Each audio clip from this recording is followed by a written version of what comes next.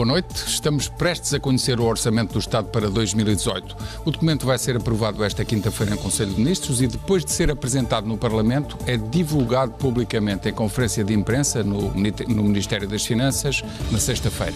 Apesar de os pormenores estarem ainda em segredo, já se sabe que o chamado limiar mínimo de existência vai subir, deixando milhares de famílias de fora do pagamento do imposto.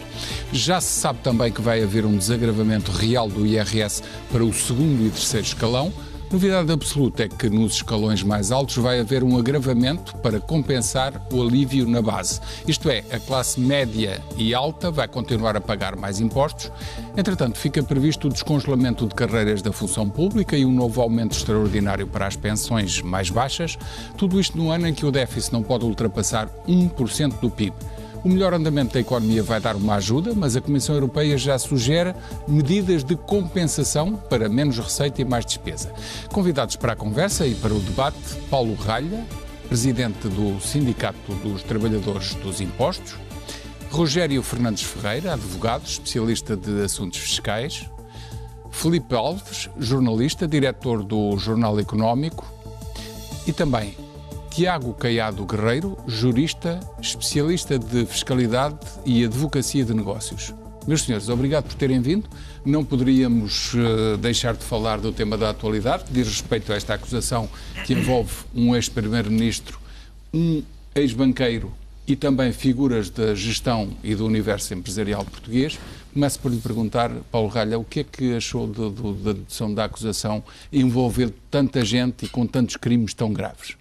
Bem, em primeiro lugar, acho que temos que louvar o trabalho, sobretudo, neste momento, queria louvar o trabalho da equipa da Autoridade Tributária que esteve envolvida nesta investigação. Por definição, não é? Exatamente, porque tiveram um trabalho que foi um trabalho realmente sapa, mas mais do que isso, acho que é um trabalho farol para a atividade da AT no próximo futuro. Ou seja, deixar de andarmos à procura de situações de pilha-galinhas e focarmos a nossa atividade naquilo que é realmente relevante para o país e que é realmente relevante para os portugueses. Quanto ao caso em si, estamos na primeira fase da acusação, ainda bem que a acusação saiu, porque havia muita gente que punha em causa que houvesse acusação, mas a acusação não significa que esteja alguém culpado do que quer que seja. Há muito trabalho ainda para ser feito, há um julgamento para ser efetuado e a partir desse momento é que podemos dizer mais qualquer coisa. O que eu acho neste momento que também pode ser relevante é dizer o seguinte: houve um caso, pelo menos um caso no passado, onde houve um coletivo de juízes dedicado exclusivamente a um processo, estamos a falar da Casa Pia, e julgo que neste processo, pela complexidade também, exige medidas excepcionais. E uma das medidas excepcionais, para que este julgamento não decorra muito tempo em termos de julgamento, acho que também poderia ser tomada uma medida desse tipo, de haver realmente um coletivo de juízes dedicado a este julgamento e possivelmente um tribunal também exclusivo para este caso. E há também uma dedução, uma extração de certidões de vários outros casos em que aparece a suspeição de ter havido outro tipo de crimes ou o mesmo tipo de crimes para outra factualidade. Isso também é sintomático, envolvendo um ex-primeiro-ministro e altas figuras do regime. Pergunto, por um lado, poderão haver mais processos, não digo da mesma dimensão, mas de natureza semelhante nos próximos tempos, a serem investigados e que acabem por resultar em acusação? E, por outro lado, não lhe parece que é o próprio regime, uma fase, um período do regime que está a ser julgado, porque eram os titulares das maiores instituições financeiras, económicas e políticas do país? Eu acho que, face aos processos que já vêm de trás, a Operação Monte Branco, a Operação Furacão, etc., nós podemos esperar que haja mais acusações noutros processos, porque os meios e a capacidade de investigação é maior, há uma experiência acumulada, há uma troca automática de informações que já começa a ser regular, ou seja, estão reunidos toda uma série de requisitos para que estas situações no futuro comecem a ser mais bem investigadas e haja mais culpados, haja mais acusações relativamente a processos similares. E é o regime que está em causa ou são algumas figuras? De certa forma, eu acho que hoje já ficou bem expresso por vários comentadores, julgo que incluído o José Gomes Ferreira. Sim, é a minha opinião, mas aqui estou a perguntar. Que, de facto, apanha transversalmente as figuras do regime e, desse ponto de vista, acho que é uma situação que pode ser classificada como uma situação de regime. Dr. Rogério Fernandes Ferreira, uma reação a esta dedução da acusação com estas figuras, qual é a sua opinião? Bem, eu acompanho este processo apenas enquanto cidadão, com preocupação e junto da comunicação social. Portanto, certo. Não estaria a pedir-lhe outra coisa. Com certeza. O que posso dizer é que também não gosto de falar de processos que não conheço, efetivamente, mas acompanho, obviamente, esta situação enquanto cidadão com uma enorme preocupação e aqui sobre diversas perspectivas, não apenas pelo teor e pelo objeto da acusação em si, que de facto revela, enquanto acusação, uma situação muito grave e, aliás, inédita, efetivamente, no nosso país, mas também, por outro lado, congratulo-me pelo facto de finalmente haver uma acusação e de os arguidos que agora são indicados terem, de facto, a possibilidade de se poderem defender com todos os meios, a partir do momento em que, efetivamente, conhecem os factos e passam a conhecer os factos pelos quais são acusados.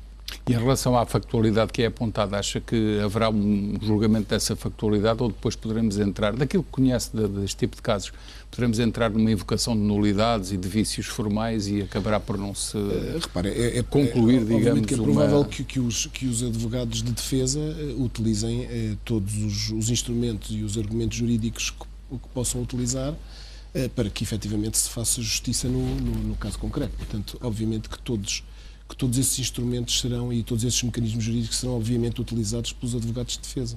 Muito bem.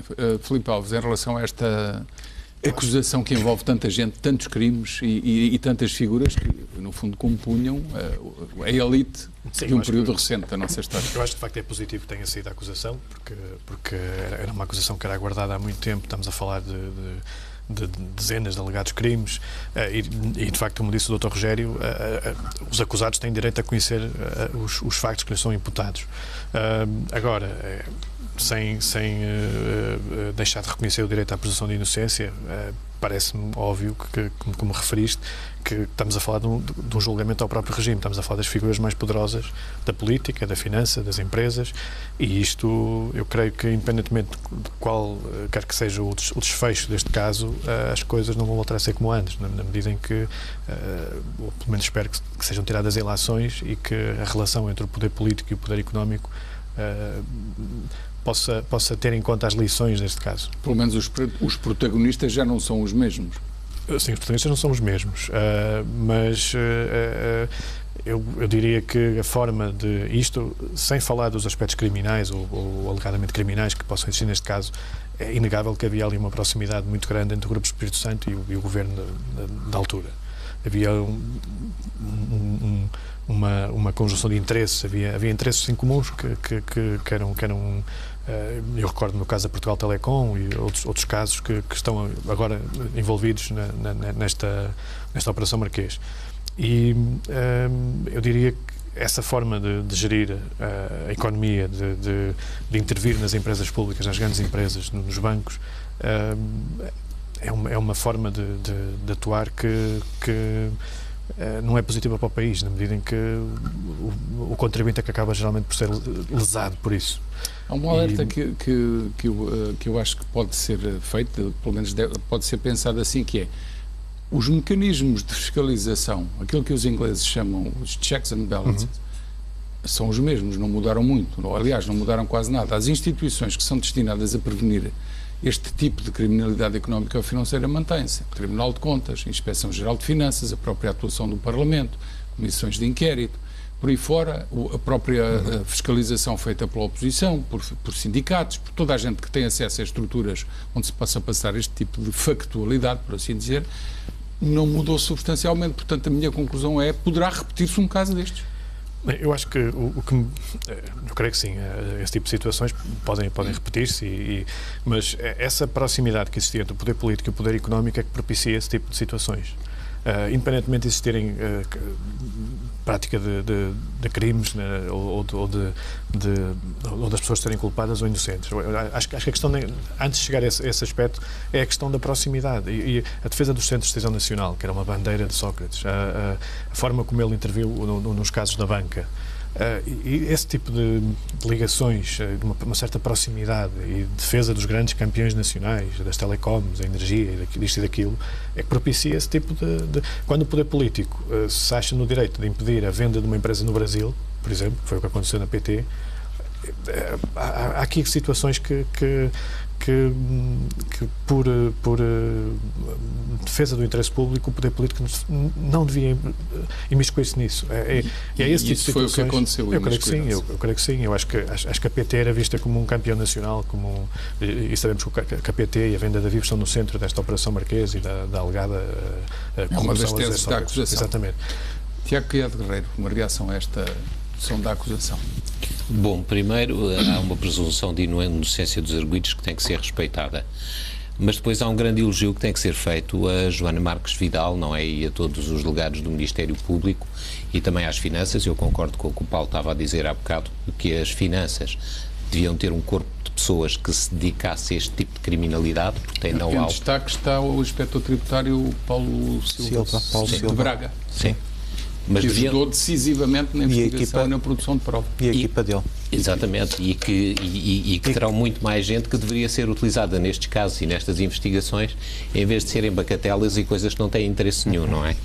Mas isto acho que é uma mudança, embora as instituições não estejam a ser alteradas e os sistemas de fiscalização não estejam a ser alterados, eu penso que isto pode ser um virar da página em Portugal, pelo menos durante alguns anos. Nós sabemos que em Portugal as coisas depois acabam por voltar, sedimentam-se e voltam outra vez ao passado. Mas isto é um caso tão grave, este caso teve tanto impacto na nossa economia, há um desconforto, penso que de todas as pessoas. Pois é pouco falado, mas o país esteve preso por um conjunto de uma elite que o controlava e não teve crescimento económico, porque as decisões eram no sentido ou de obter rendas ou de obter outro tipo de vantagens que não tinham nada a ver com o interesse nacional e não tinham nada a ver com o crescimento económico. E só o desbravar desta situação, o expor esta situação, eu penso que é extremamente importante, que vai ser decisivo. Agora, portanto, mais do que prender eventualmente condenados, o importante é criar-se uma mentalidade diferente, um tipo de relacionamento diferente e uma consciência das pessoas de que o interesse nacional tem que ser protegido e devemos estar mais atentos a este tipo de governação. Devemos estar mais atentos a este tipo de governação, devíamos ter se calhar também uma coisa que eu não percebo porque é que não se introduz em Portugal, sou advogado mas não compreendo, que é o Estatuto do Arrependido. Porque é que nós não temos o Estatuto do Arrependido em Portugal? Porque é que não temos uma pessoa que tem conhecimento deste tipo de matérias e que se pode apresentar perante o Ministério Público esclarecendo e que não vai ser condenado no processo neste caso por apresentar, não é? Mas já houve uma colaboração atuante na prática foi uma delação premiada, na prática. Sim, mas tinha que ser uma coisa institucionalizada. Pois, mas tinha que ser uma coisa institucionalizada, até porque se torna muito mais transparente, não é? Porque a pessoa...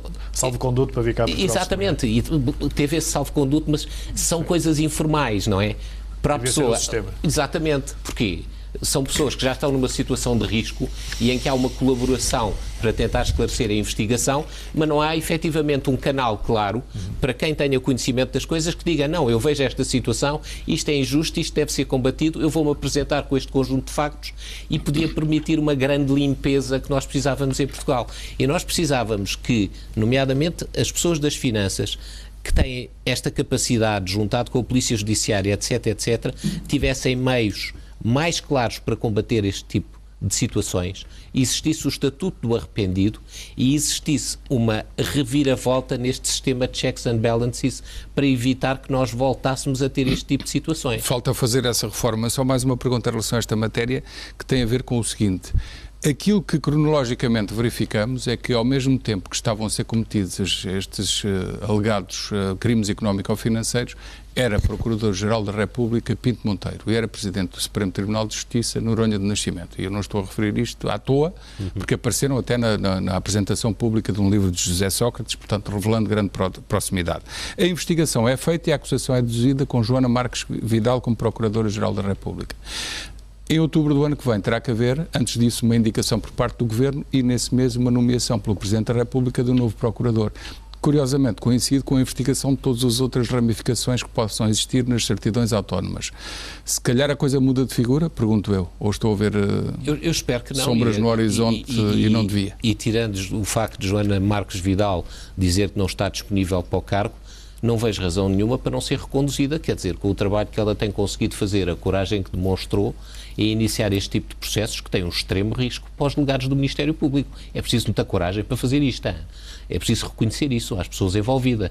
Agora, não a reconduzir no cargo não faz sentido nenhum. Isso é o mesmo que uma pessoa que está a fazer uma boa reestruturação na empresa, a seguir despedimos-lo. Porquê? Porque melhorou as condições de vida, fez crescer a empresa e está tudo mais claro, ou um bom pintor. Então vamos despedi-la, não faz sentido, por isso não acredito que não vão reconduzi-la, não é? Fica o alerta. Dr. Rogério Fernandes Ferreira, não diretamente nesta matéria, mas correlacionado, existiram os RERT, os Regimes Especiais de Regularização Tributária. Aparecem figuras neste processo que se sabe, que está nos próprios autos, que utilizaram esses regimes. Estes regimes são sempre favoráveis e às vezes têm estas disfunções, ou podemos pensar que às vezes o processo legislativo pode querer servir o interesse de alguém e foram eles próprios produzidos para satisfazer o interesse de poucas figuras, abrindo ao mesmo tempo a oportunidade da generalidade das pessoas que devem, dos contribuintes que devem, poder também regularizar. O saldo é positivo ou negativo, numa palavra? Eu não sei se consegue fazer essa relação tão direta entre uma coisa e outra. Mas foram utilizados factualmente os RERTs, no caso de Ricardo Salgado, isso até está documentado e o próprio reconheceu. Bom, o que nós podemos criticar é a existência dos RERTs e das amnistias fiscais que ao longo que eu diria, tanto quanto me lembro, ao longo dos últimos 25 anos, existiram e conseguimos comprovar isso com alguma facilidade, pelo menos que eu me lembro desde 83, que mais ou menos de 3 em 3 anos, em média é isto que acontece, temos regimes fiscais desta natureza. Está contra ou a favor disso? Não, estou completamente contra. Está contra? Estou contra, como é evidente, porque são regimes de exceção que beneficiam, obviamente, os prevaricadores, não é? E, portanto, e não os contribuintes cumpridores. E que resultam da necessidade efetiva do Estado necessitar de receita e de cobrir déficits que, por seu lado, se vão acumulando ao longo dos anos. Portanto, são medidas que se compreendem sob este ponto de vista, mas que são efetivamente medidas erradas, que dão sinais errados ao comum dos contribuintes e, principalmente, ao conjunto dos contribuintes cumpridores, sobre os quais espero que ainda possamos falar um bocadinho. Eu percebi a sua referência. Já vamos ao orçamento e às matérias fiscais. Mas enfim, era só para terminar esta matéria, porque até aparece na acusação a referência a mais de 50 milhões de euros de dinheiro que escapou à tributação. Portanto, para além da origem criminosa desse dinheiro, alegadamente criminosa, ainda aparece esta referência. Mas atenção que o RERT exclui a origem criminosa. Eles terem Isso é outra vertente dos RERT. Eles terem feito o RERT não lhes adianta pura e simplesmente nada. E o RERT não pode ser feito por terceiras pessoas. O último iliba completamente e inibe completamente qualquer investigação à origem do dinheiro. Isso foi de 2012? Exatamente. Foi o último RERT. Exatamente. E esse foi o mais complicado. Que foi mais complicado e que é uma falta de transparência completa, porque só o Banco de Portugal é que tinha acesso à informação e que ainda hoje coloca alguns problemas em termos de investigação, de inspeção, porque há colegas nossos que vão fazer inspeções a empresas ou a indivíduos, estão a fazer a inspeção e o indivíduo pode só, quando é deduzida a correção, ou quando é feita a correção, apresentar, eu beneficiei deste perdão fiscal e este perdão fiscal diz que estou isento de tudo e justifica e fica com o cadastro completamente limpo. Ou seja, isto é uma autêntica lavandaria. Dr. Rogério Fernandes Ferreira, vamos entrar na matéria para a qual o convite foi feito, enfim, mas a atualidade impunha-se e, portanto, falámos aqui desta adoção da acusação. Há uma matéria que preparámos e que vamos apresentar agora, que é uma notícia sobre que tem por título ou por lida, afinal não são só os contribuintes dos escalões mais altos que não vão ter alívio fiscal no próximo ano. Alguns contribuintes do atual terceiro escalão também são excluídos ou têm uma redução residual no IRS. Já quem tenha rendimentos mais baixos poderá beneficiar de uma diminuição anual que pode chegar aos 300 euros. A nova tabela que o Governo levou ao Conselho de Ministros Extraordinário já contempla os 2 novos escalões de IRS. Passam a ser 7 em vez dos atuais 5. No topo, as taxas agora em vigor vão manter-se, mas na base é muito o que muda. A partir do próximo ano, todos os contribuintes do primeiro escalão e boa parte do segundo ficam isentos de IRS. O novo segundo escalão arranca nos 7.091 euros brutos anuais e termina nos 10.700. A taxa desce dos 28,5% para os 23%, o que leva a que haja um alívio que pode ir até aos 199 euros por ano. O novo terceiro patamar vai dos 10.700 aos 20.261 euros brutos por ano e aqui a taxa mantém-se nos 28,5%. Para estes contribuintes, o alívio no imposto será de 199 euros.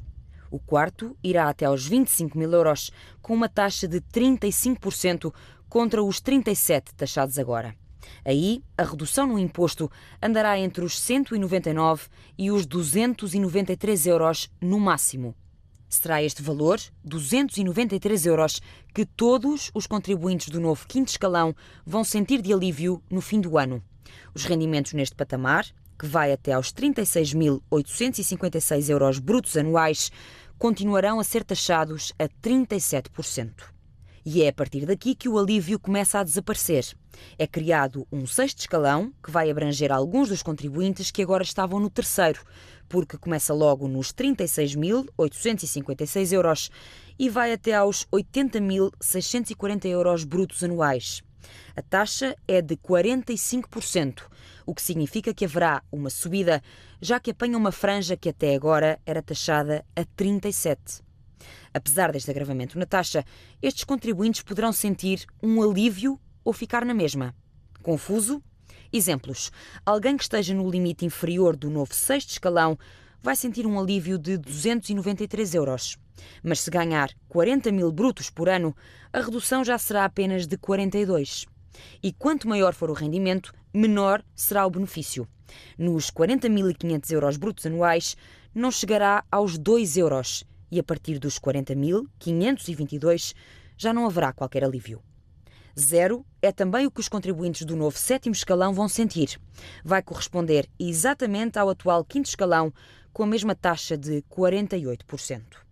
Quem tem mais rendimentos acaba então por não beneficiar do efeito do arrastamento do IRS, porque a redução de taxas na base da tabela é anulada pela subida das taxas a meio do sexto escalão.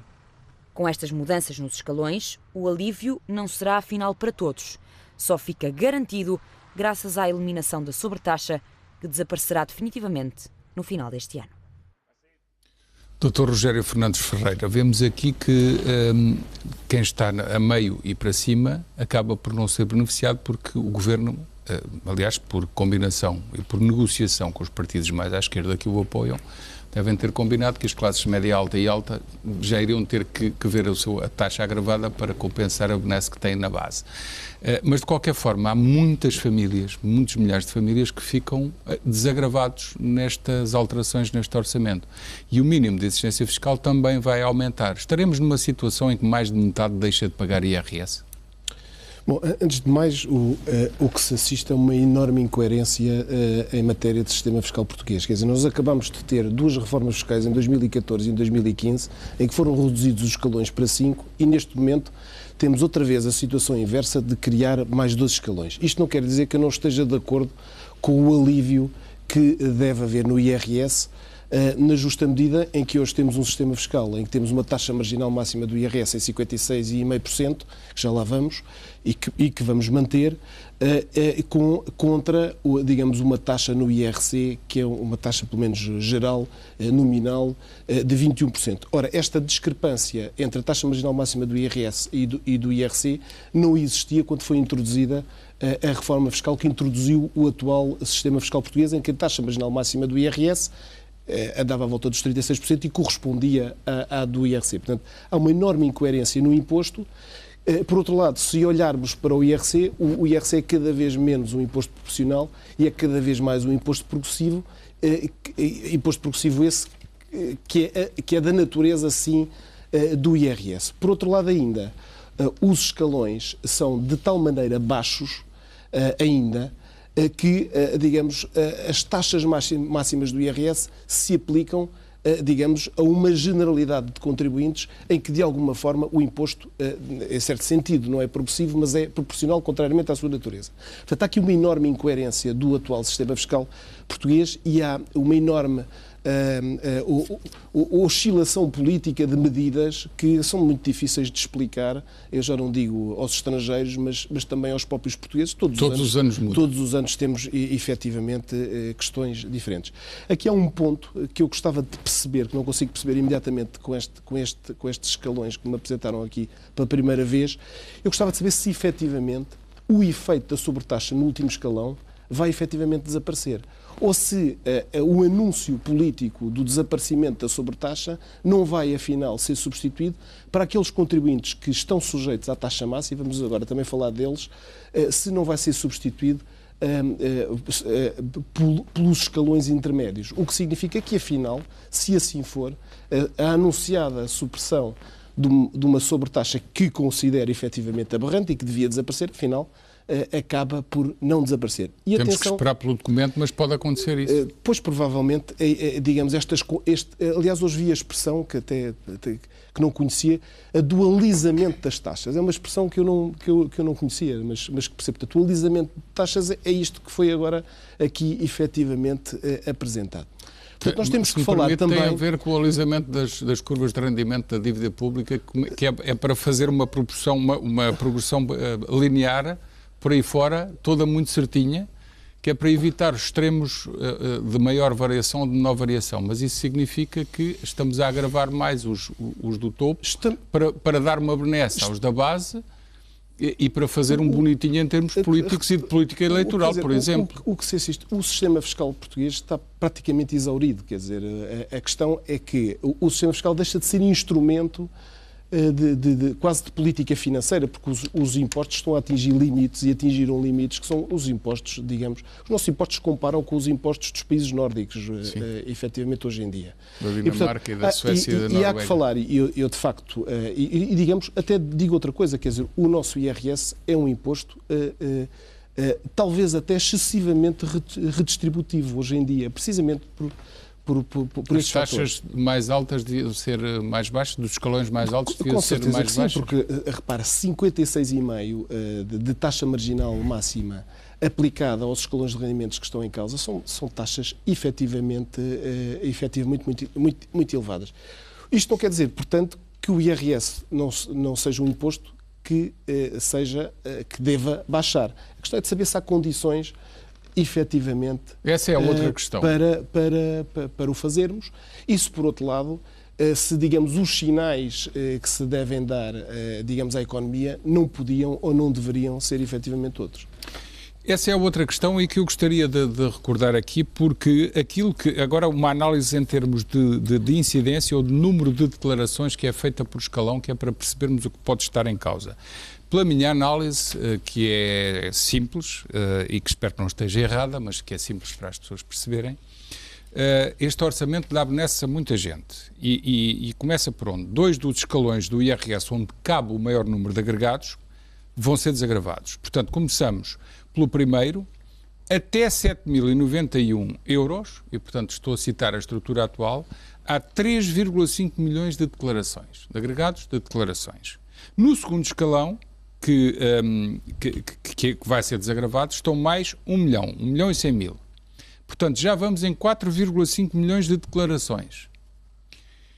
No terceiro escalão é que aparece, a partir de 36.800 euros, é que começa a haver um agravamento com a taxa de 45% do escalão seguinte, portanto esta agora vai descer e vai abranger algumas famílias.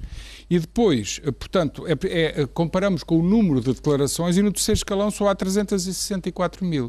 E no quarto escalão são 80 mil famílias e no quinto são 12 mil famílias. Portanto, os que são desagravados são 3,5 milhões de agregados, mais 1 milhão de agregados. Os que são agravados são 350 mil, mais cerca de 80 a 100 mil, mais 12 mil. Isto dá 500 mil. Portanto, 4,5 milhões de agravados, 500 mil agravados. Não estará aqui em causa, Paulo Ralha, uma coisa muito simples que é, isto é a interpretação jornalística. Bem, com coisas partidárias agora para a discussão, se aparece a discussão partidária, já não saímos daqui. Interpretação jornalística. Não estará em causa uma benesse para 4,5 milhões de agregados que se vai efetivar durante o ano 2018 e cujo acerto só vai ser feito em maio de 2019, a poucos meses das eleições. Eu não ia por aí. Eu não ia por aí. Aliás, durante todo este período que nós atravessamos, houve, da nossa parte, incluindo medidas que apresentámos ao Parlamento, havia necessidade de desagravar. Havia necessidade absoluta de desagravar os escalões mais baixos. E é isto que está aqui a acontecer. Ou seja, portanto, dar mais rendimento às pessoas dos escalões mais baixos. Infelizmente, ainda não estamos numa situação que permita isentar os rendimentos até 50 mil dólares, como nos Estados Unidos, ou como existe noutros países com outro tipo de desenvolvimento económico. Mas isto vai permitir às classes média, à classe média baixa, vai permitir ter mais rendimento no bolso. Isto vai também gerar, de certeza, uma nova catadupa em termos de crescimento económico.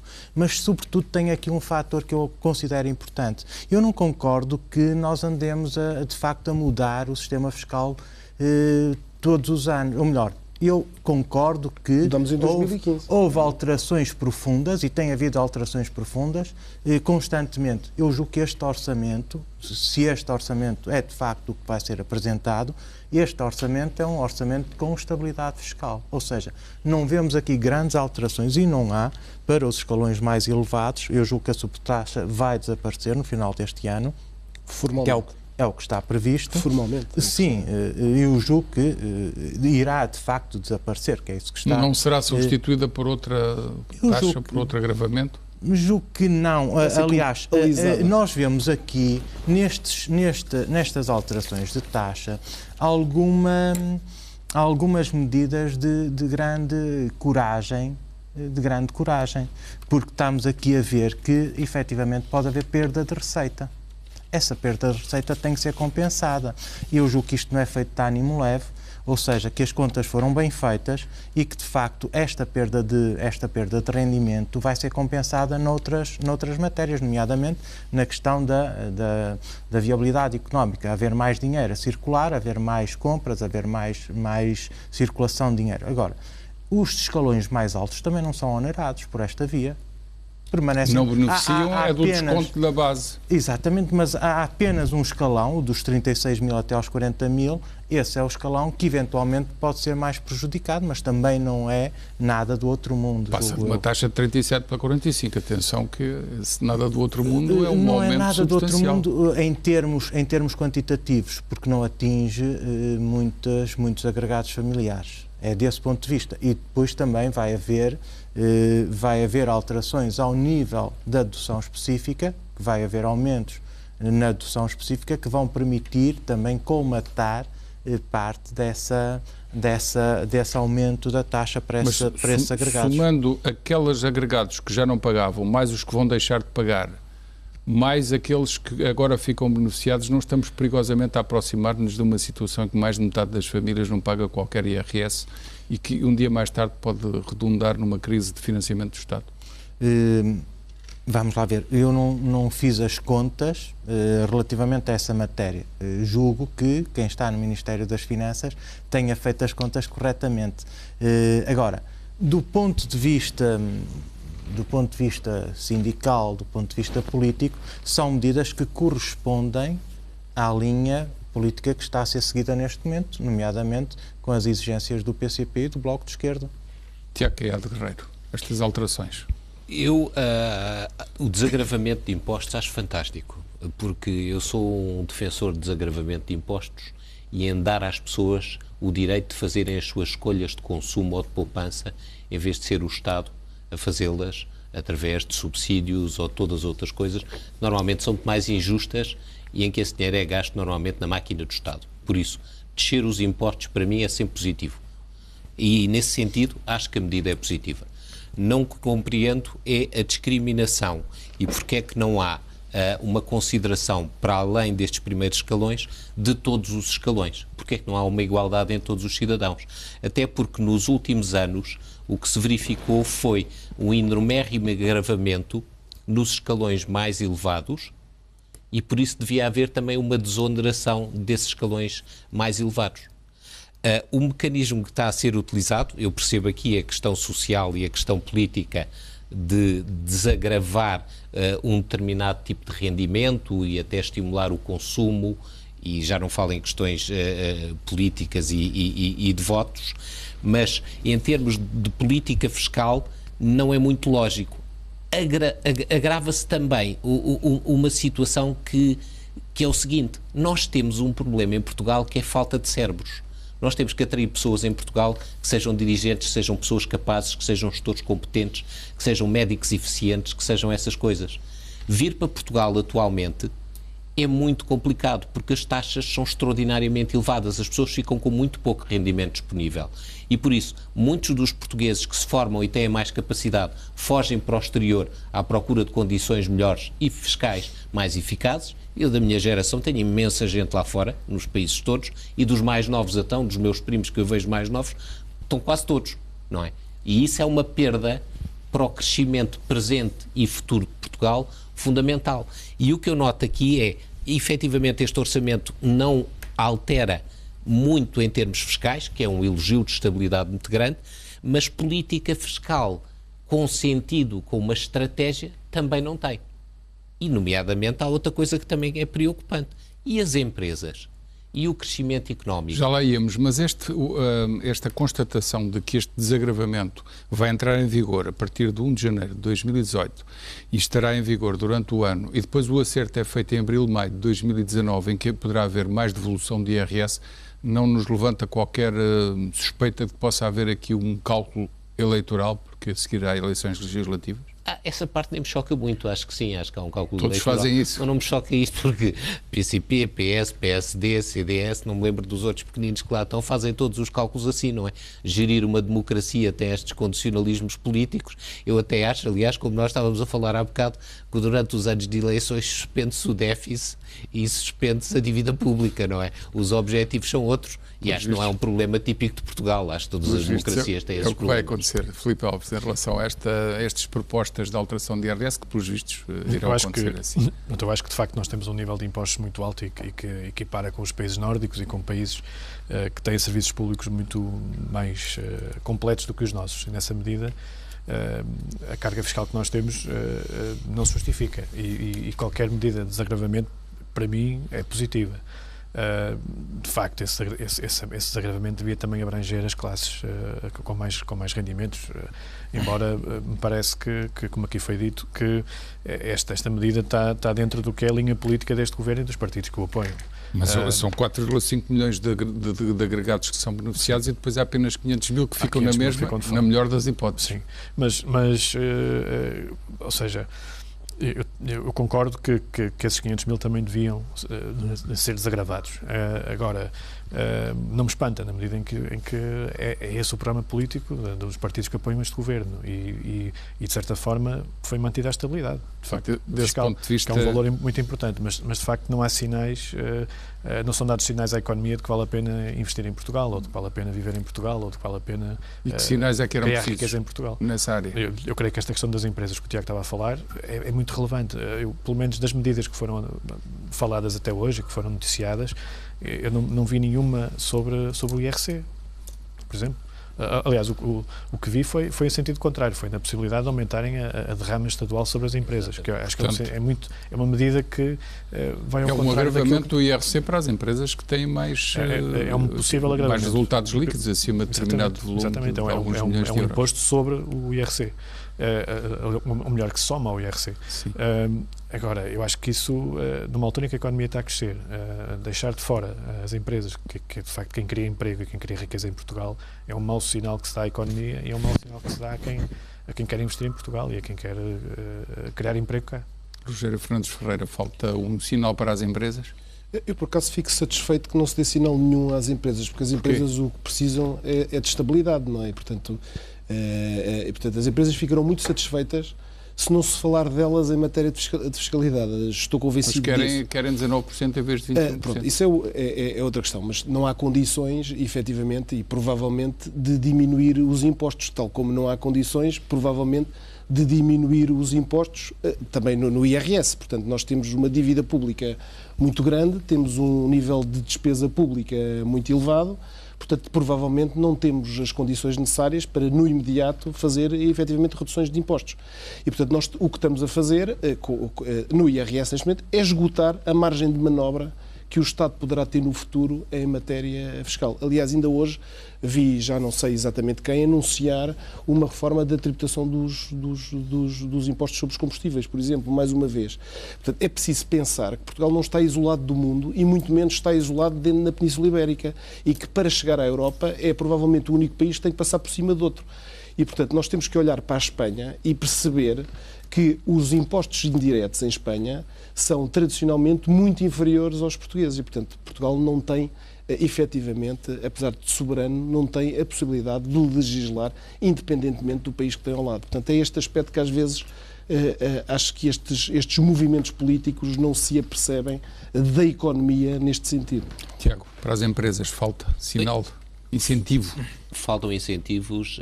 Nós temos, por exemplo, nos países nórdicos, taxas de 20%, mas correspondem a taxas muito baixas porque não há tributações autónomas, por isso as empresas nos países nórdicos pagam muito menos. Na Grã-Bretanha pagam 19% e a maior parte delas está num regime que paga metade, que é 9,5%. Na Alemanha, a chamada Alemanha Oriental, pagam 0%. Porque no tratado, ainda hoje, continuam a pagar 0% e as grandes empresas alemãs arranjam sempre maneira de não pagar impostos ao Estado alemão. E os países nos Estados Unidos, para exportarem, Delaware e estas plataformas permitem-lhes exportar para o exterior fiscais lá dentro, sem impostos nenhuns. Por isso, os países que mais crescem têm uma grande preocupação com as suas empresas. E essa preocupação em Portugal tem que começar com as empresas com uma ou duas pessoas, porque nós somos um país de pequenas empresas, e se cada uma das pequenas empresas criasse um posto de trabalho, nós resolvíamos o problema do desemprego de um dia para o outro. Por isso, temos que ter essas empresas em consideração e desagravar o imposto.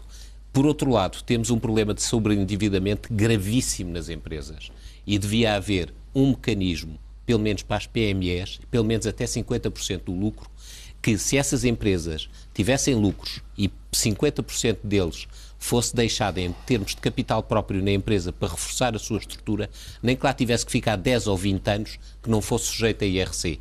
Isto resolvia problemas da banca, resolvia problemas de financiamento das empresas, etc. Outra medida muito fácil era igualar o financiamento por parte de um sócio a uma empresa ao financiamento por parte de um banco. Porque é que um financiamento por um banco pode ser dedutível em IRC, os juros, e porque é que alguém que põe capital, que torna a empresa mais sólida, dá mais garantias aos credores, dá mais solidez a toda a economia, não tem a mesma vantagem. Há países que fazem isso no sentido de solidificar o funcionamento das próprias empresas.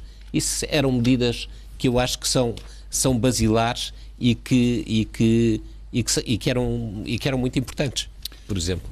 Meus senhores, estamos quase no fim. Muito rapidamente, e citando o relatório preliminar do orçamento a que a agência Lusa teve acesso, vou aqui referir 3 ou 4 títulos das matérias que eu acho socialmente mais relevantes. Descongelamento das progressões na carreira, portanto, na função pública, será feito em 2 anos, portanto, não apenas em 1, ao contrário do que pedia o PCP e o Bloco de Esquerda. Imposto sobre a cerveja, licores e bebidas espirituosas volta a subir embora menos, mas registre-se, volta a subir. Depois, o Governo quer aumentar o imposto sobre as bebidas açucaradas até 1,5%. O Governo quer duplicar o limite de isenção de IVA para trabalhadores por conta própria, portanto é uma facilidade para os trabalhadores por conta própria que já têm o ónus de arranjar o seu próprio emprego, portanto é interessante esta alteração. Trabalhadores do privado voltam a poder optar por subsídios em duodécimos, portanto também é uma facilidade para terem mais algum dinheiro no bolso durante os meses que decorrem ao longo do ano. E esta alteração, que era uma autorização legislativa que já tinha sido concedida ao Governo, que agora aparece no Orçamento de Estado, o Governo quer alterar a TSU paga pelas empresas consoante o contrato de trabalho. Imagino que a tradução disto seja contratos precários vão pagar mais taxa social única do que pagavam até agora, e o resto são coisas que não dizem tanto respeito à vida das famílias. Paulo Galha, estas alterações, algum em destaque, e daquilo que falámos até agora, quer destacar alguma em especial? Para as empresas da TSU, acho que é uma medida interessante. Temos 2 minutos, a questão portanto, da fiscalidade, dá mais ou menos 30 segundos a cada um, por favor. Só gostava de... Hoje saiu um relatório ao orçamento, um relatório do FMI, que é um relatório anual aos orçamentos, e nesse relatório diz que os países que têm e que podem fazer um espaço de manobra para aumentar a progressividade nos impostos é uma medida bem vista. Isto vindo do FMI é de louvar. Vítor Gaspar é responsável pelas recomendações fiscais do FMI. O que é engraçado, o que torna a coisa ainda mais engraçada face às políticas que ele implementa no nosso país. Ele também recomenda um rendimento mínimo assegurado, que é uma coisa que eu acho que vamos ter, mais tarde ou mais cedo, vamos ter que falar nisso. Filipe Alves, rapidamente, 20 Eu segundos. destaco a questão do imposto sobre as bebidas açucaradas. É um imposto que é aplicado em nome da defesa do bem comum, da defesa da saúde pública, mas tenho dúvidas quanto à sua eficácia. O objetivo é obter mais uns dinheiros para os cofres do Estado. Eu creio que sim, mas a questão da eficácia acho que é fundamental, porque há formas de contornar a existência dessas substâncias açucaradas, podem ser substituídas por outras substâncias que fazem tão mal ou pior à saúde. Tiago, 20 segundos. Eu, por acaso, sou a favor do imposto sobre o açúcar, sal e gordura. Acho que devia haver seria bem feita a lei e devia haver um desagravamento nos produtos saudáveis que hoje em dia pagam demasiados impostos. Compensar. Rogério Fernandes Ferreira. Muito rapidamente estamos no fim. Muito rapidamente, eu destaco que a fiscalidade não consegue resolver os problemas económicos do nosso país e, portanto, preferiria uma medida que, aliás, o FMI e a própria União Europeia também destacam e que é, por exemplo, a questão do sobreendividamento do Estado relativamente às empresas, que tem vindo a aumentar sucessivamente e aumentou imenso durante este ano. E, portanto, em vez da fiscalidade, se o Estado pagar as dívidas que tem relativamente às empresas, o problema fica necessariamente melhor resolvido do que através dos impostos. Meus senhores, gostei muito desta conversa. Devo dizer que me portei um bocadinho mal e não avisei o Dr. Rogério Fernandes Ferreira e o Dr. Tiago Caiado Guerreiro de que iríamos começar pela questão da acusação a José Sócrates. Foi muito útil fazermos aqui esta abordagem. De qualquer forma, eu não tinha avisado e por isso me penitencio. Espero que não me punam, não aparecendo da próxima vez que eu vos convidar. Meus senhores, muito obrigado a todos. Foi um prazer. Obrigado. Até quarta-feira. Tenham uma boa semana.